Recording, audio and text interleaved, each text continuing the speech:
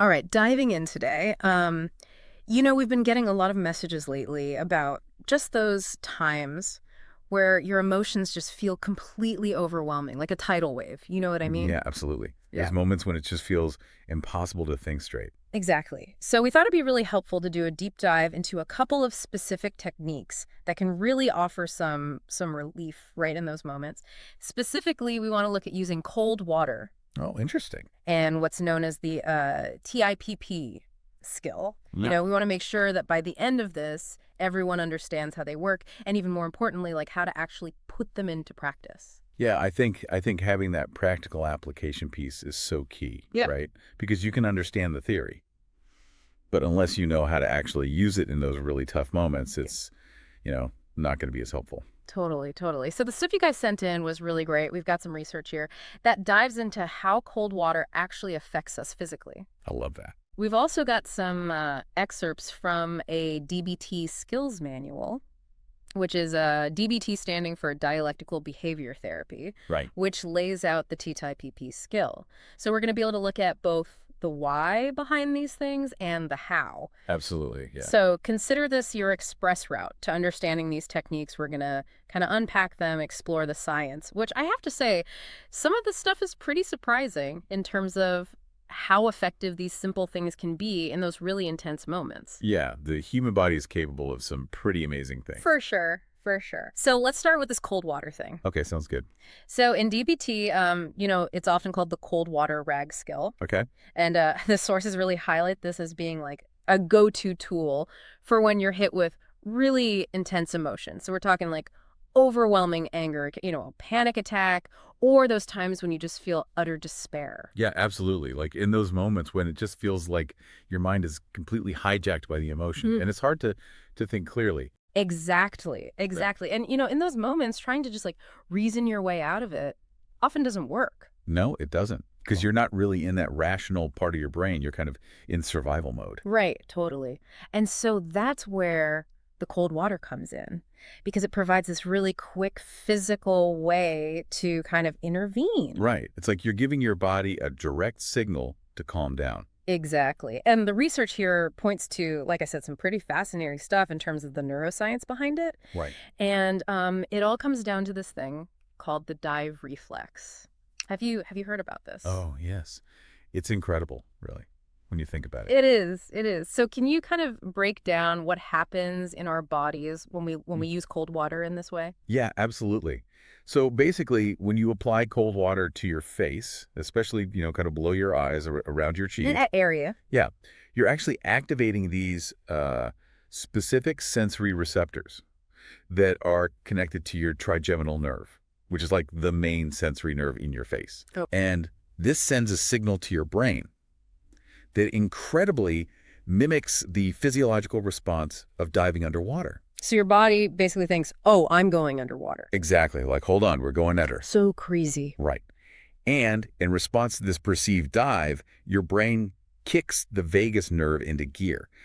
Now, the vagus nerve is this major part of your parasympathetic nervous system, Right. which is responsible for the rest and digest mode, Right. as opposed to fight or flight. Right, right. So when the vagus nerve is activated, it starts to slow down your heart rate Oh, okay. and kind of shift your whole system into this calmer state. Oh, wow. So it's like your body has this built-in reset button almost. Yeah, exactly. And it's triggered by cold water. That's so wild. It is. It's like this primal response Yeah. that can override even like the most intense emotional storm. It's like a physiological hack for immediate calm. It's like a cheat code. Yeah, exactly. That's so cool. So this parasympathetic surge that you're talking about, it's like basically a wave of calm that comes and washes over that fight or flight response, Yes. which is what we feel when anxiety or rage kind of takes over. Right. And, one of the phrases that the sources used to describe this is it short circuits the stress response. Oh, I like that. Yeah, which I think is such a powerful image It is. because it really conveys just how quickly this can work. It's like almost an instant thing. Yeah. Wow. So, I mean, this isn't some brand new discovery, right? Right. And that's one of the things that I found pretty surprising in the research is that scientists have actually known about this connection between water submersion and a lowered heart rate in humans Yeah. all the way back to the 1960s. Wow. Yeah, so it's like we've had this knowledge for decades, but it's only more recently that we're really understanding how directly this can be applied to helping people when they feel totally overwhelmed. That's amazing. So it's like this ancient knowledge that's becoming relevant again in this new way. Right. That's so cool.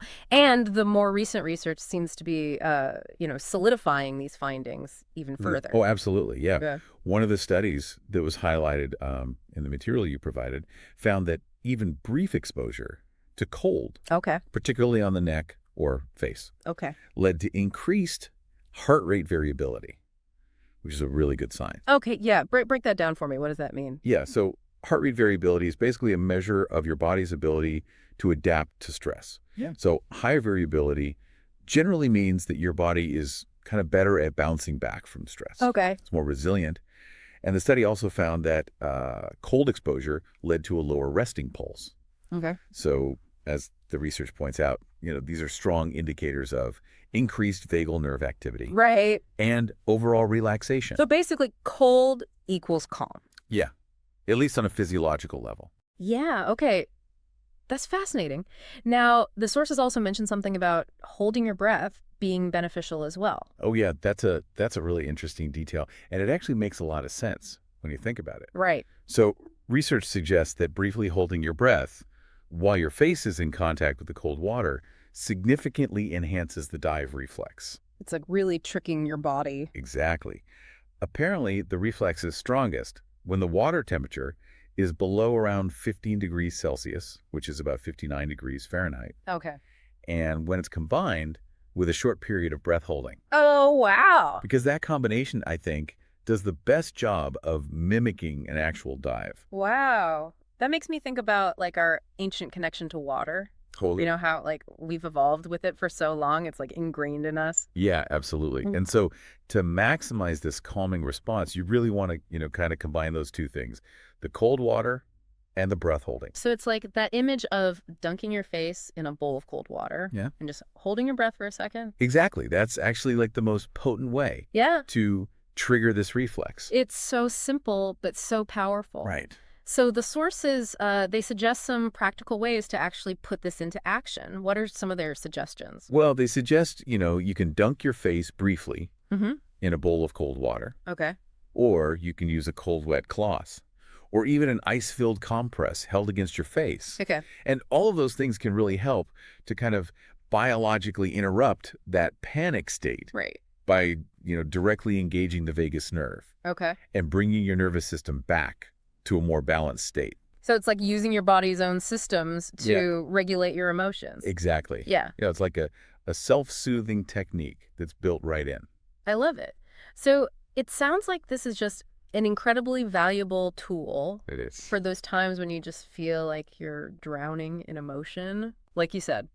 So what's the main takeaway here for people when it comes to this cold water skill? Well, I think the central point is that temperature-based skills, like applying cold water to your face, Okay. possess a unique ability to induce immediate physical calm. Right. And that's so significant because Mhm. once your body begins to calm down physically, it becomes much easier to then utilize those slower acting coping skills, Right. the cognitive and behavioral strategies that require more mental processing. It's like it gives you a moment to breathe Yes. before you have to think about things. Right, exactly. It's like hitting the pause button on the emotional intensity. Yeah, totally. So many therapists actually consider this cold water technique one of the quickest ways to reduce extreme emotional arousal. Right. And it's kind of amazing that something so simple can be so effective. Yeah, it really is. So are there any kind of expert recommendations for using the skill effectively and safely? Yeah, absolutely. So first of all, the water needs to be very cold Mm-hmm. to effectively trigger that dive reflex. Right. But, and this is critical, you want to avoid using ice water Okay. if you have a known sensitivity or allergy to cold, Okay. or if you have any pre-existing heart conditions or other medical concerns. Right. Safety first. Absolutely. Always, always. And also, if your resting heart rate is already lower than normal due to medications like beta blockers, or if you have an eating disorder, it's really important to consult with your healthcare provider before trying this technique. Okay, that makes sense. So assuming, it's safe for you to try this, how do you actually apply the cold water? Yeah, so the guidance is to apply it to your face, specifically focusing on the forehead, the area around your eyes, and your cheeks. Okay. And if you can safely do so, briefly hold your breath while the cold is applied. Okay. And the sources suggest holding it for, around 15 to 30 seconds. Okay. And then you can repeat this if you still feel overwhelmed. And remember, Yeah. this is a skill. It's most effective when applied correctly Right. and in those high-intensity emotional moments. Yeah. So you want to practice beforehand. Exactly. Just like any skill, consistent practice will Yeah. make you more comfortable. Right, right. Okay. So that was a really fascinating look at the cold water technique. Yeah. The other powerful tool that we wanted to explore today is the TIPP skill. Oh, yes. That one's great. And this also comes from the world of DBT, right? It does, yes. TIPP is another incredibly valuable crisis survival technique from Dialectical Behavior Therapy. Right. And it's specifically designed for those moments when your emotions feel absolutely overwhelming, when you're, as the DBT manual describes it, completely caught in emotion mind. Emotion mind, what does that mean exactly? Yeah, so emotion mind is kind of that state where your feelings are so intense Okay. that they're completely dictating your thoughts and actions. Okay, so you're not thinking clearly? Exactly. You're not in your wise mind. You're in this reactive state, Right. driven by really strong emotions. Gotcha. So TIPP is an acronym. It is. Yes. Can we kind of break that down, what each letter stands for? Absolutely. So the first one, T, is for temperature. Yes. And I'm guessing this ties into what we were just talking about. It does, yeah. So the temperature component of the TIPP skill is essentially the cold water on your face technique Oh. that we just detailed. The manual reinforces those key elements, using cold water on your face, Right. briefly holding your breath if Yeah. possible, and keeping the water above 50 degrees Fahrenheit. Okay. It even suggests some practical alternatives, like, Yeah. using a cold pack or a zip-top bag filled with ice water Oh. applied to your eyes and cheeks, or simply splashing cold water on your face for about 30 seconds. Okay, so basically same idea. Same idea. And again, it includes that crucial reminder about exercising caution with ice water and being mindful of any pre-existing health conditions. Right, of course. So T is for temperature. Yes. Using that quick, jolt of cold to kind of bring things back down. Exactly, kind of a reset button. Yeah, I like that. What does I stand for? I stands for intense exercise.